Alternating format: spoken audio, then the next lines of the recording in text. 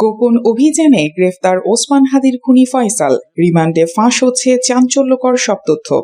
2026 সালের এক নিস্তব্ধ রাত, রাজপথ হঠাৎই রক্তে রঞ্জিত হয়ে উঠেছিল। ইনকিলাব মঞ্চের মুখপাত্র শরীফ ওসমান হাদির ওপর নৃশংস হামলা চালায় ঘাতকরা।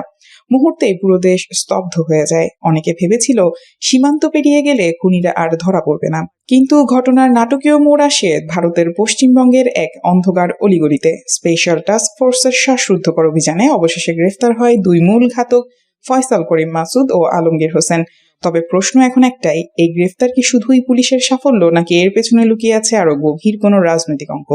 কারণ যতই তদন্ত সামনে এগোচ্ছে ততই স্পষ্ট হচ্ছে এই হত্যাকাণ্ড শুধুমাত্র দুই ঘাতকের পরিকল্পনায় ঘটেনি। এর পেছনে থাকতে পারে আরো বড় কোনো শক্তি। বাংলাদেশের ছাত্র জনতার সাম্প্রতিক আন্দোলনের পর যখন দেশ নতুন এক রাজনৈতিক বাস্তবতার দিকে এগোচ্ছিল, ঠিক তখনই ঘটে যায় এই হত্যাকাণ্ড।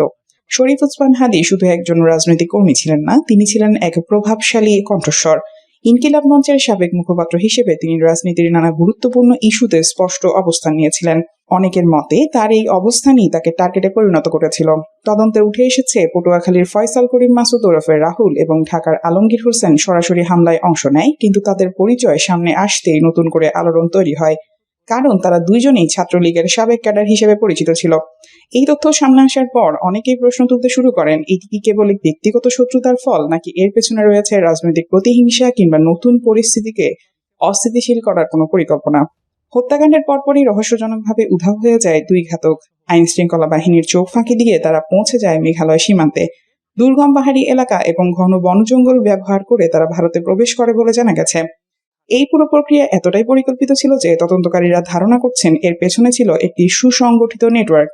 ভারতের পশ্চিমবঙ্গ পুলিশের স্পেশাল টাস্ক ফোর্স জানিয়েছে, অবৈধভাবে সীমান্ত পার হওয়ার পর ফয়সাল ও আলমগীর বিভিন্ন স্থানে আত্মগোপন করে। তারা বারবার নিজেদের অবস্থান পরিবর্তন করছিল এবং ভুয়া পরিচয় ব্যবহার করছিল। এতে ধারণা করা হচ্ছে ভারতে অবস্থানকালে তারা কোনো না কোনো শক্তির সহায়তা পেয়েছিল। তদন্ত সংশ্লিষ্ট সূত্র বলছে, দীর্ঘ সময় আত্মগোপনে থাকার পর হঠাৎ করেই তারা আবার সীমান্তের দিকে ফিরে আসে। ভারতীয় গোয়েন্দাদের দাবি তারা হয়তো আবার বাংলাদেশে প্রবেশের পরিকল্পনা করছিল। ঠিক সেই সময় আগাম তথ্যের ভিত্তিতে অভিযান চালায় স্পেশাল টাস্ক ফোর্স। পশ্চিমবঙ্গের বনগা এলাকায় গোপন আস্তানায় হানা দিয়ে দুজনকে গ্রেফতার করা হয়। গ্রেফতারের পর প্রাথমিক জিজ্ঞাসাবাদে অবৈধ অনুপ্রবেশের বিষয়টি নিশ্চিত হয়েছে। তবে তদন্তকারীদের দৃষ্টি এখন শুধু এই দুই ঘাতকের মধ্যে সীমাবদ্ধ নয়, বরং তারা খুঁজে বের করার চেষ্টা করছেন সেই শক্তিকে যারা এই হত্যার পরিকল্পনা করেছে এবং খুনিদের পালিয়ে যেতে সাহায্য করেছে।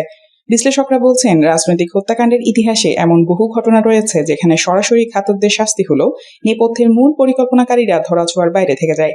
2018 সালে ইস্তাম্বুলে সাংবাদিক জামাল খাশগির হত্যাকাণ্ড তার বড় উদাহরণ। সেই ঘটনাও কয়েকজন ঘাতকের বিচার হলেও আন্তর্জাতিক মহলে বহু প্রশ্ন আজও রয়ে গেছে।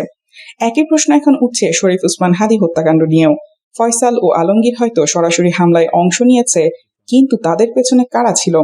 কারা তাদের অর্থ, পরিকল্পনা এবং নিরাপদ আশ্রয়ের ব্যবস্থা করেছিল? ঢালিউড এখন ডাস্টবিন ছাড়া আর কিছুই না, অপু বিশ্বাস। ঢাকায় সিনেমা ইন্ডাস্ট্রি অর্থাৎ বর্তমান ঢালিউডকে ডাস্টবিনের সঙ্গে তুলনা করেছেন চিত্রনায়িকা অপু বিশ্বাস। সম্প্রতি একটি পোশাকের দোকানের উদ্বোধনী অনুষ্ঠানে গিয়ে এমন মন্তব্য করেন এই নায়িকা। সামাজিক মাধ্যমে ভাইরাল হওয়া ভিডিওতে দেখা যায় অনুষ্ঠানে পছন্দের পোশাকের রং থেকে শুরু করে নিজের ক্যারিয়ার, ব্যক্তিগত জীবন ও ব্যবসা নিয়েও খোলামেলা কথা বলেন তিনি। আলাপকালে ঢালিউডের বর্তমান অবস্থা নিয়েও সরাসরি মন্তব্য করেন অপু বিশ্বাস।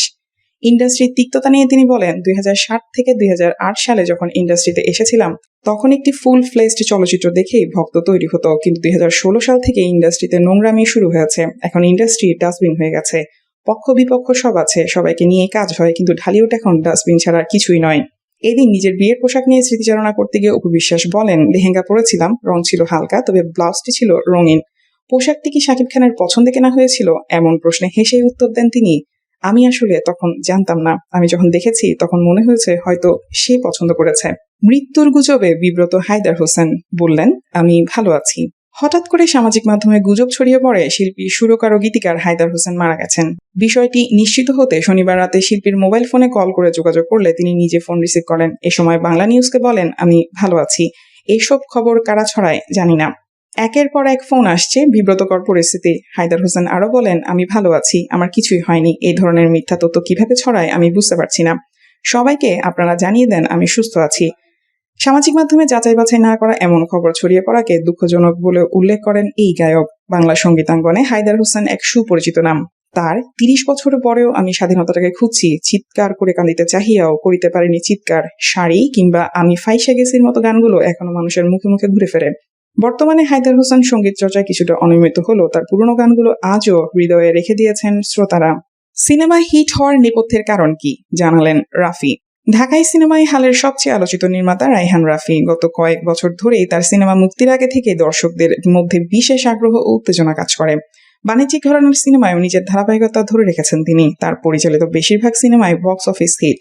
অনেক অভিনয় শিল্পীর ইচ্ছা থাকে রাফির সিনেমায় কাজ করার। গল্প বাছাই থেকে শুরু করে নির্মাণের ধরন, এই নির্মাতা সবসময় তার কাজে আলাদা বিশেষত্বের ছাপ রাখেন।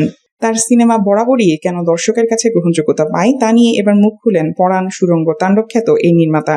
সম্প্রতি একটি অনুষ্ঠানে অংশ নিয়ে নিজের সিনেমার সাফল্যের পেছনের রহস্য প্রসঙ্গে রাফি বলেন, আমার সিনেমা হিট হওয়ার পেছনে গল্প, আমার গল্পে মানুষ তাদের জীবনকে খুঁজে পান, সেই চরিত্রের মধ্যেই তারা নিজেদের খোঁজেন। কোনো অপরাধ দেখলেই রায়হান রাফি সেটা নিয়ে সিনেমা বানাতে চান বলে কথা প্রচলিত আছে। অনেকে মনে করেন বক্স অফিসে সাফল্য পাওয়ার এটি অন্যতম একটি কারণ। তবে এর সঙ্গে দ্বিমত পোষণ করেন এই ঢালিউড পরিচালক।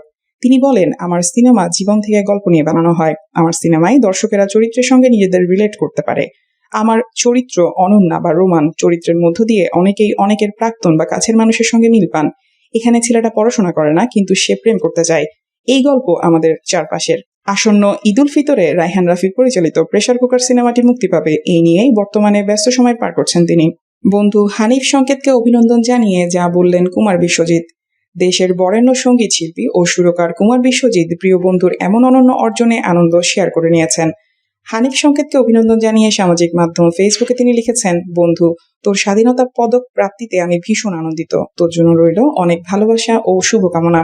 হানিফ সংকেত দীর্ঘ সময় ধরে জনপ্রিয় ম্যাগাজিন অনুষ্ঠান ইত্যাদির মাধ্যমে সমাজ সচেতনতামূলক কর্মকাণ্ড ও সুস্থ ধারার বিনোদনে দেশের সংস্কৃতিকে সমৃদ্ধ করে চলেছেন। তার এই অর্জনে বিনোদন জগতের তারকা থেকে শুরু করে সাধারণ দর্শকরাও সামাজিক মাধ্যমে আনন্দ প্রকাশ করছেন। দেশের শিল্প সংস্কৃতি অঙ্গনে তার বিচরণ কয়েক দশকের। ইত্যাদির মাধ্যমে তিনি জয় করেছেন কোটি মানুষের হৃদয়। এবার সেই কাজের জন্য অনন্য স্বীকৃতি হিসেবে দেশের সর্বোচ্চ বেসামরিক সম্মান স্বাধীনতা পুরস্কার 2026 স্বাধীনতা পদক পেতে যাচ্ছেন গুণী সঞ্চালক, নির্মাতা ও লেখক AKM হানিফ। চলতি বছরের স্বাধীনতা পুরস্কারের জন্য মনোনীত 15 বিশিষ্ট ব্যক্তি ও 5 প্রতিষ্ঠানের তালিকা প্রকাশ করেছে মন্ত্রিপরিষদ বিভাগের সংবাদ বিজ্ঞপ্তিতে, যেখানে হানিফ সংস্কৃতিতে বিশেষ অবদান রাখার জন্য হানিফ সংকেতের নাম ঘোষণা করা হয়েছে। রাষ্ট্রীয় স্বীকৃতির খবর প্রকাশের পর থেকে সামাজিক মাধ্যমে শুভেচ্ছায় ভাসছেন তিনি। বেসামরিক সম্মান স্বাধীনতা পুরস্কারের জন্য মনোনীত করায় সামাজিক মাধ্যমে এক আবেগঘন পোস্টে প্রতিক্রিয়া জানিয়েছেন হানিফ সংকেত। সেই পোস্টে তিনি লিখেছেন, সুরিধ, আমি আনন্দের সঙ্গে জানাচ্ছি যে গণপ্রজাতন্ত্রী বাংলাদেশ সরকার এই বছর আমাকে সংস্কৃতিতে স্বাধীনতা পদকে ভূষিত করেছেন। এই অর্জন আমার একার নয়, যাদের ভালোবাসা, সমর্থন ও সহযোগিতায় সাংস্কৃতিক অঙ্গনে আমার এই দীর্ঘ যাত্রা সম্ভব হয়েছে। এই অর্জন তাদের সবার।